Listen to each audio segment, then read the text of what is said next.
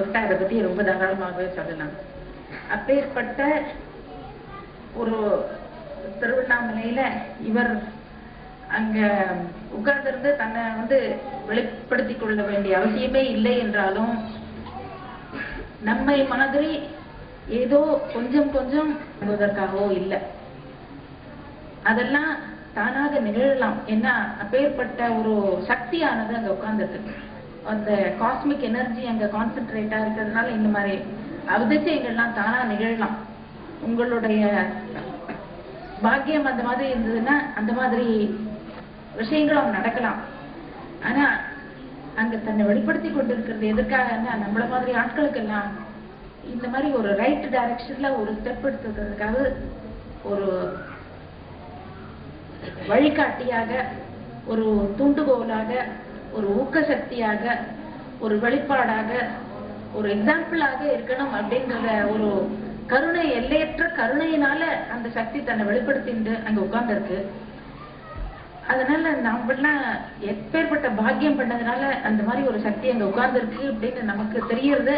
அதை தெரிஞ்சு அதை வணங்கணும், அதுகிட்ட போய் அது எவ்வளவு அருள் பெற முடியுமோ அவ்வளவு அருள் பெறணும் அப்படின்னு நமக்கெல்லாம் ஒரு நல்ல புத்தி கொடுத்திருக்கிறதே அந்த அவருடைய அருள்னால. என்னுடைய வணக்கத்தையும் நல்வாழ்த்துக்களையும் கூறிக்கொண்டு கிடைக்கிறேன்.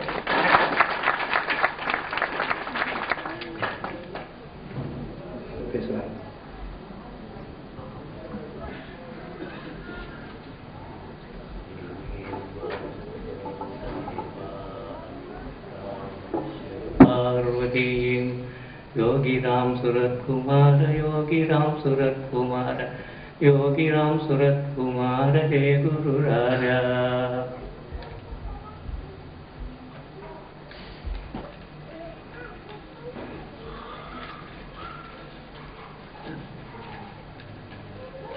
வேதத்துக்காக தனது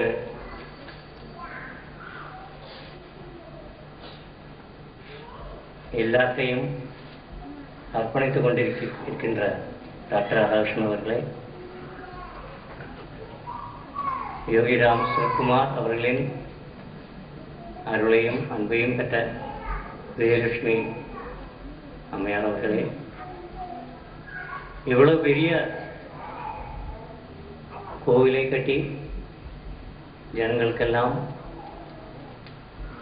ஆத்மீயமான முன்னேற்றத்துக்கு வழி செய்திருக்கின்ற காமராஜ் அவர்களே, இந்த கோவிலை கட்டி அதை சீரும் சிறப்புமாக நடத்த உதவி செய்கின்ற சந்திரசேகர் முதலிய மகான்களே, பரம்பொருளின் சுரூபங்களான பெரியவர்களே, பரதேவதையின் சுரூபங்களான தாய்மார்களே, உங்களுக்கு எல்லாருக்கும் என் வணக்கம். என் தமிழை பொறுத்துக் கொள்ளுங்கள். இந்த கோயிலில் நான் பார்த்த சிறப்பம்சங்களை உங்களுடன் பங்கிட்டுக் கொள்வதற்காக நான் பேச ஒத்துக்கொண்டேன். சாதாரணமாக பழம்பெரும் கோயில்களுக்கு சில சிறப்பம்சங்கள் உண்டு. முதலில் ஸ்தல மகிமை. தியான ஸ்லோகம் கன்னியாகுமரி அம்மனின் தியான ஸ்லோகத்தில் பாலார்க்காயிர சுப்பிரபாம் 10,000 இளங்கதிரவன்கள் கூடினால் எவ்வளவு பிரகாசம் இருக்குமோ அவ்வளவு பிரகாசம் உடையவள். அதில் யோகினி யோகினி யோகேஸ்வரி என்று வருகிறது. யோகிக்கு ஆலயம் அமைய அந்த யோகினியின் ஆலயம் இருக்க, யோகேஸ்வரியின் ஆலயம் இருக்கும் இடத்தை விட சிறப்பான இடம் கிடைக்க முடியும். இது முதல் சிறப்பு. திருச்செந்தூரை பற்றி சங்கரர் பாடும் பொழுது, நான் எதற்காக சமுத்திரத்தின் கரையில் ஆலயம் அமைத்துக் கொண்டிருக்கேன் தெரியுமா? யதாத்வேஸ்தரங்காக லயம் யாந்தி துங்காக ததைவ ஆபத சன்னிதோ சேவதாமே. இந்த சமுத்திரத்தில் பெரிய அலை வருகிறது, பார்த்தால் பயங்கரமாக இருக்கு. ஆனால் அது சமுத்திரத்தில் அடங்கி ஒடுங்கி போயிடும். அதுபோல் என் சன்னிதானத்தில் வந்தவர்க்கெல்லாம் ஆபத்துகள் எல்லாம் அந்த அலை ஒடுங்கி போகும் மாதிரி என் அருளால் ஆபத்துகள் எல்லாம் நீங்கி போகும் என்று சொல்லுவதற்காக சமுத்திர கரையில் உட்கார்ந்துருக்கிறார். அதுபோல நமது பகவானும் அது மாதிரி இடத்தை தேர்ந்தெடுத்திருக்கிறார். சமுத்திரக்கரைக்கு வரும்பொழுது நீங்கள் வந்த உடனே நீங்கள் இந்த சம்சாரக்களை தாண்டுவீர்கள் என்று ஃபியூச்சர் சொல்லு, தாண்டி விட்டீர்கள் கதாஸ்தே. அதுபோல நமக்கெல்லாம் அருள் புரிய அவர் இங்கே உட்கார்ந்திருக்கிறார்.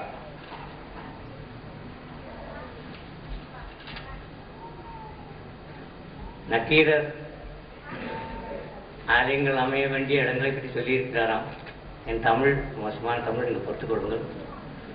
காடும் காவும் கவின்பெரும் துருத்தியும் யாரும் குளனும் வேறு பல் வைப்பும் சதுக்கம் நேற்றும் சக்கரமாக சங்கத்துக்குள் ஸ்பேஸ் இருக்கு. ஸ்பேஸ் அவர் ஸ்பேஸையும் டைமையும் தன் வசத்தில் தன் கட்டுப்பாட்டில் வைத்துக் கொண்டிருக்கிறார். அவர் நம் பகவான் கையில் ஒரு சிரட்டை வைத்துக் கொண்டிருக்கிறார். விரட்டி வரும் கஷ்டங்களை எல்லாம் அடிச்சு விரட்ட அவர் வைத்துக் கொண்டிருக்கிறதாக எடுத்துக் கொண்டிருக்கிறார்.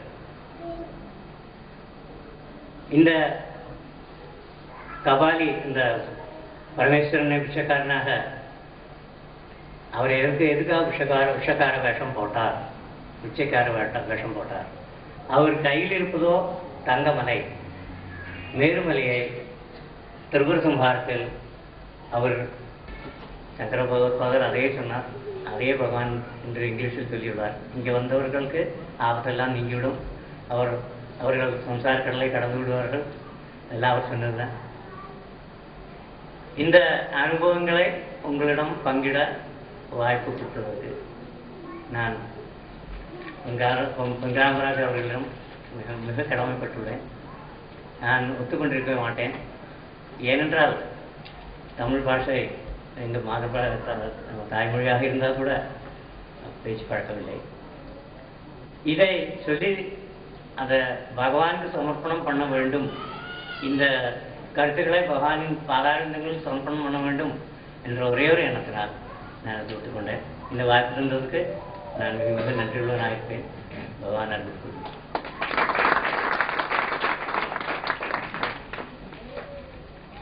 டாக்டர் ராதாகிருஷ்ணன் அவர்கள் பேசுகின்ற பேச்சினை தமிழில் ஐயா சங்கராஜன் அவர்கள் மொழிபெயர்ப்பார்கள்.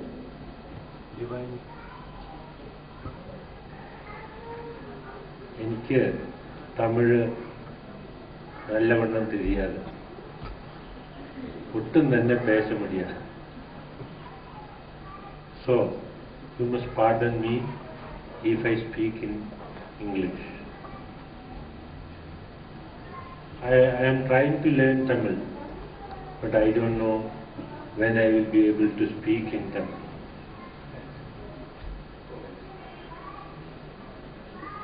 தெய்வ தன்மை வாய்ந்த சகோதர சகோதரிகளே, உங்கள் அனைவருக்கும் வணக்கம். நான் தமிழில் பேச முடியாதபடினால் ஆங்கிலத்தில் பேசுகிறேன். இருந்தாலும் தமிழ் கற்றுக்கொண்டு வருகின்றேன். ஆனால் எப்பொழுது அதை கற்று முடித்து உங்களோடு தமிழில் பேசுவேன் என்பது எனக்கு தெரியாது என்பதை சொல்லிக் கொள்கிறேன்.